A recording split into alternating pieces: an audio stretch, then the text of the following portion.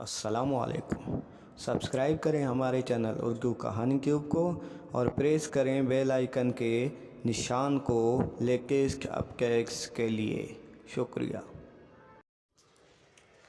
वो उस वक्त रेस्टोरेंट की एक कुर्सी पर बड़ी बेफिक्री से बैठा हुआ था। रोना अभी तक पहुंची नहीं थी। उसकी आदत थी वो मुकर्ररा वक्त पर पहुंच जाती थी। ये पहला मौका था कि वो आज आधा घंटा गुजर जाने पर भी नहीं पहुंची थी। बेरा भी उसके आर्डर का मुंतज़िर था, इसलिए वो बार बार उस पर नज़र डाल रहा था। आधा घंटा मज़ीद गुजर जाने पर रोना गेट से अंदर दाखिल होती नज़र आई। उसे देख कर राहील के चेहरे पर मुस्कुराहट दौड़ गई। उसे पूरी उम्मीद थी कि रोना ज़रूर आएगी और वो रेस्टोरेंट में दाखिल हो चुकी थी। रोना से दोस्ती हुए ज़्यादा अरसा नहीं हुआ था, मगर लगता था कि वो बरसों से एक दूसरे को जानते और चाहते हैं। उस रोज़ वो हस्बे मामूल सुबह के वक्त कार में दफ्तर के लिए निकला था। सड़क पर कार तेज़ी से दौड़ रही थी कि अचानक उसे कार को ज़ोर से ब्रेक लगाना पड़ा। उससे आगे दौड़ती बस से एक लड़की सड़क पर गिरी थी। अगर वो फ़ौरन ब्रेक ना लगाता तो वो लड़की कार के पहियों तले रोंक जाती। बस भी रुक गई थी। बस मुसाफिरों से कचाकच भरी हुई थी। वो लड़की बस के गेट पर ही खड़ी थी। एक खड़ा आ जाने पर बस ज़ोर से उछली थी। ऐसे में वो बस में अपना तवाज़ुन बरकरार ना रख सकी थी और लुढ़क कर नीचे जा गिरी। सर पर शदीद चोट आने पर वो लहूलुहान थी। बस से लोग नीचे उतर आए थे और ड्राइवर को बुरा भला कह रहे थे कि वो बस को अंधाधुंध भगाते थे। बस से लोग नीचे जब बस मुसाफिरों से कचाकच भरी हुई है तो उन्हें बस की रफ्तार कम रखनी चाहिए। लड़की को फौरी तिब्बी इमदाद की ज़रूरत थी। सड़क पर कोई टैक्सी या कार रिक्शा नहीं था। ऐसे में मुसाफिरों को राहील की कार नज़र आई। दो आदमी उसकी जानिब बढ़े और कहा, इस लड़की को फौरी तिब्बी इमदाद की ज़रूरत है, क्या तुम इस वक्त इस मुश्किल को हल कर सकते हो? एक आदमी ने बड़ी शौकिया अंदाज में कहा। उसे कार की पिछली सीट पर डाल के मैं उसे अस्पताल ले जाता हूँ, राहील ने कहा। लड़की के सर पर शदीद चोटें आई थी, इसलिए वो बेहोश हो चुकी थी। एक लम्हा को राहील को खौफ सा आया कि कहीं वो किसी मुसीबत में गिरफ्तार न हो जाए। आगे की सीट पर बुजुर्ग को साथ बैठा देखकर उसे कुछ तसल्ली हुई कि वो मुसीबत आने पर उनकी गवाही दिला देगा। नोट बक्स में एहतियातन राहील ने बस का नंबर भी नोट कर लिया था। जो लोग कार में नहीं आ सकते थे उन्हें उसने अस्पताल आने का कहकर कार आगे बढ़ा दी। अस्पताल पहुंचकर राहील ने फौरी तौर पर लड़की को इमरजेंसी रूम में मुंतकिल कर दिया। अस्पताल की पर्ची बनवाते हुए जब उसने पीछे मुड़कर देखा, वो बुजुर्ग जो उसके साथ आए थे गायब थे, जिन्हें वो अस्पताल आने का कहकर आया था। उनका भी कुछ पता नहीं था। वक्ती तौर पर राहील के हाथ पैर फूल गए थे। लड़की के मर जाने पर उसे एक्सीडेंट में ज़ख्मी करके हलाक करने का उस पर मुकदमा बन सकता था। वो फरार भी नहीं हो सकता था। मुश्किलात से बचने का वाहिद हल हालात का मुकाबला करने में ही था। इसलिए राहील ने हिम्मत पकड़ी। कार में वो पहले ही लड़की के पर्स से शनाख्ती कार्ड निकाल चुका था। इसलिए राहील ने लड़की का नाम, वल्गत और पता लिखवा दिया। ایمرجنسی روم میں بروقت طبی امداد مل جانے پر وہ ہوش میں آ گئی تھی۔ وہ حیرت سے کبھی خود کو اور کبھی ایمرجنسی روم کو دیکھ رہی تھی۔ راہیل بڑی دیر سے لڑکی کو دیکھ رہا تھا۔ 2-2.5 رنگت کی مالک لڑکی اسے وہ بہت خوبصورت لگ رہی تھی۔ وہ کوشش کے باوجود اس پر سے نظر نہیں ہٹا پا۔ وہ تھی بہت حسین، اس کی جگہ کوئی اور ہوتا تو اس کی بھی یہی حالت ہوتی۔ مجھے یہاں کون لایا ہے؟ لڑکی نے ایک نرس سے پوچھا۔ وہ سامنے کھڑی ہیں۔ نرس نے راہیل کی طرف اشارہ کیا۔ آپ مجھے لائے ہیں؟ لڑکی نے پوچھا۔ جی رونا صاحبہ، میں ہی تمہیں لایا ہوں۔ تم بس سے گر کر بے ہوش ہو گئی تھی۔ تمہیں میرا نام کیسے پتہ چلا؟ اس نے حیرت سے راہیل کو دیکھا۔ تمہارے اس شناختی کارڈ سے۔ راہیل نے شناختی کارڈ اسے دیتے ہوئے کہا۔ میرا پرس بھی تھا، وہ میری کار کے اندر موجود ہے۔ تم مجھے اپنے گھر کا نمبر بتا دو تاکہ میں انہیں اطلاع کر دوں، راہیل نے کہا۔ رونا کے اپنے گھر کا نمبر بتانے پر راہیل نے واقعہ کی اطلاع کر دی۔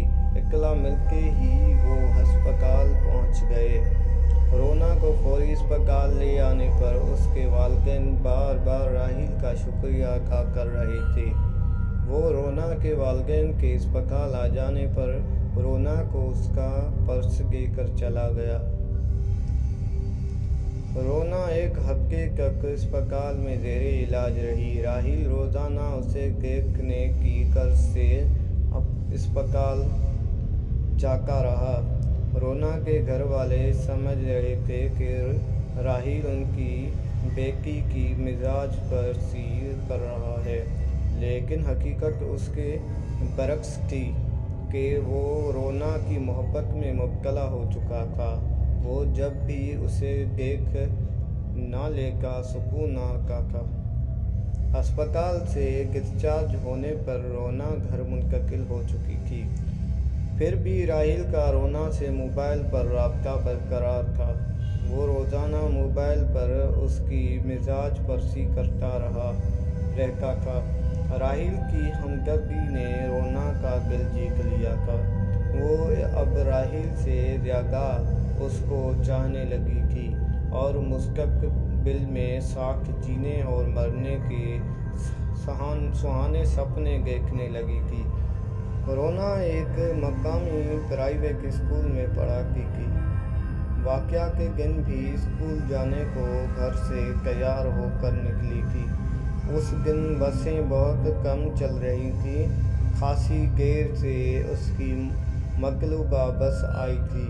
وہ مسافروں سے کچا کچ بھری ہوئی تھی۔ وہ اس بس میں ہرگز بھی نہیں چڑھتی، لیکن وہ پہلے ہی اسکول سے لیٹ ہو چکی تھی، اس لیے مجبوراً وہ بس کے گیٹ پر کسی طرح سے کھڑی ہو جانے میں کامیاب ہو چکی تھی۔ بس تھوڑی دور ہی چلی تھی کہ ایک بڑا گڑھا آ گیا۔ بس کی رفتار تیز تھی، اس لیے بس کو زوردار جھٹکا لگا اور مسافر بس میں اچھل پڑے۔ رونا گیٹ پر کھڑی تھی اور اس نے کسی چیز کو پکڑا ہوا نہیں تھا، اس لیے سڑک پر سر کے بل گر گئی۔ سر میں چوٹ لگتے ہی خون بہہ نکلا اور وہ لہولہان ہو گئی۔ صحت یاب ہونے پر وہ دوبارہ سے اسکول جانے لگی تھی۔ پہلے وہ بس میں سوار ہو کر اسکول جایا کرتی تھی، اب اکثر راہیل سے اسٹاپ سے کار میں سوار کر کے اسکول چھوڑ دیا کرتا۔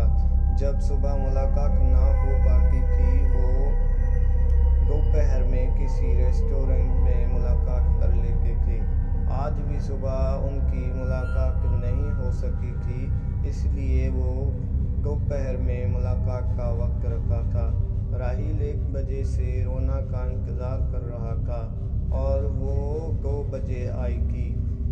تھوڑی دیر ہو گئی، وہ دراصل آج اسکول میں بچوں کو تقریری مقابلے کی تیاری کرانا تھی، اس وجہ سے میں نے وجہ پوچھی ہے۔ نہیں، بس چھوڑ دو، کام کی بات کرو۔ راہیل نے اس کی طرف مسکراتے ہوئے دیکھا۔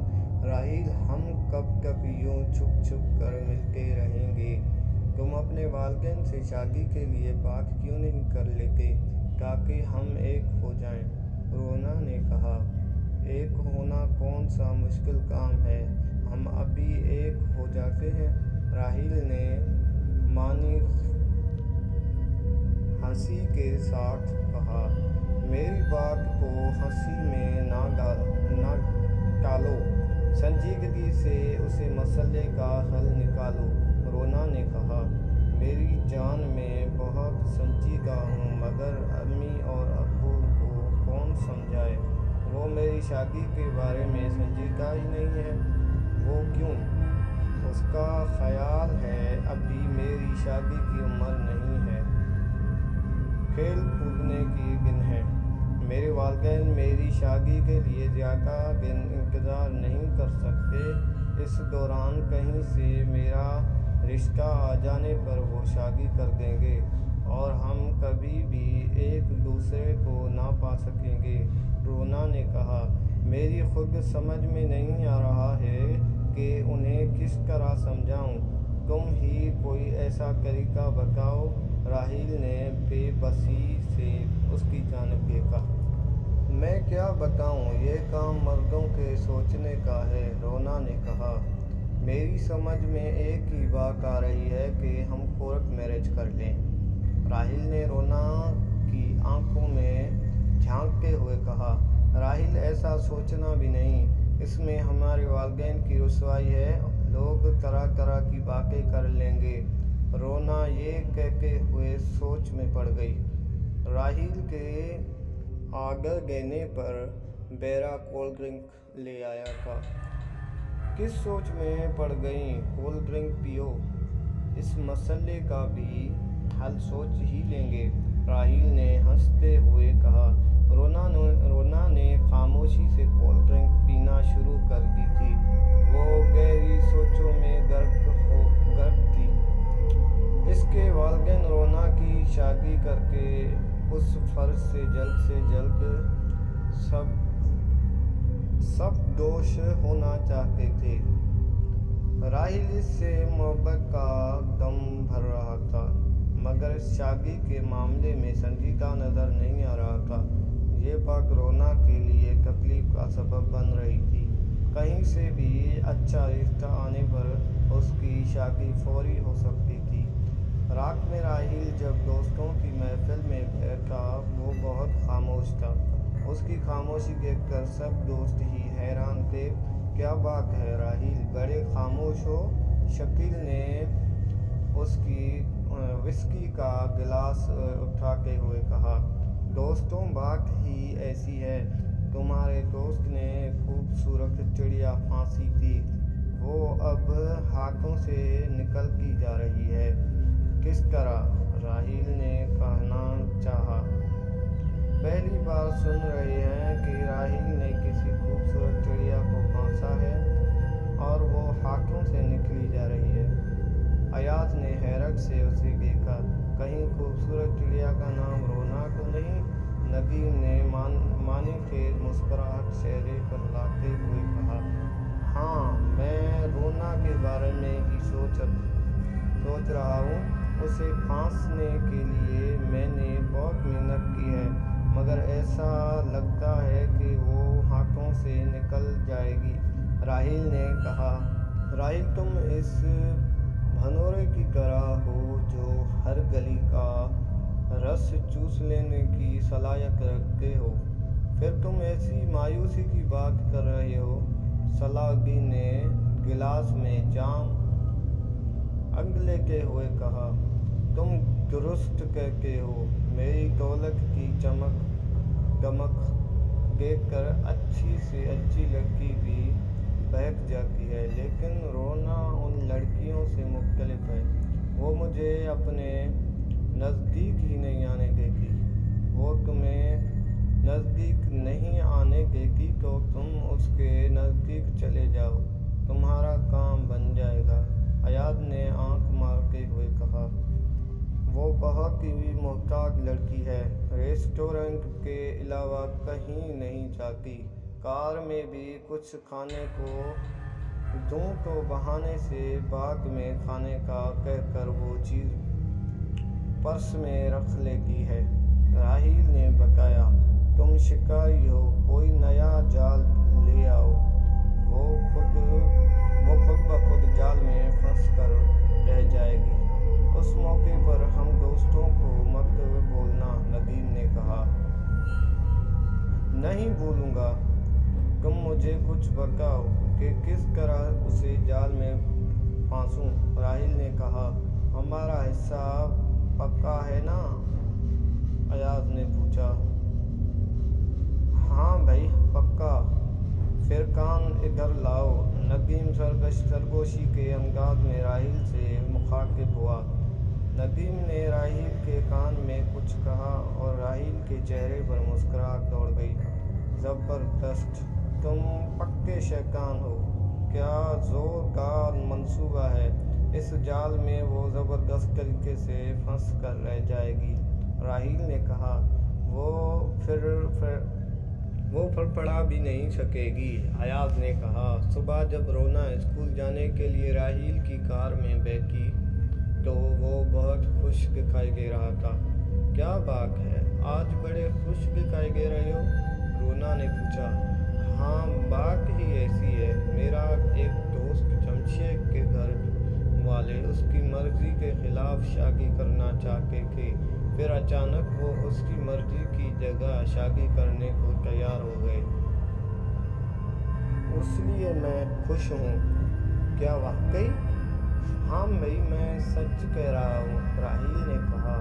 تمہارے دوست نے ایسا کیا عمل کیا تھا جو گھر والے مان گئے؟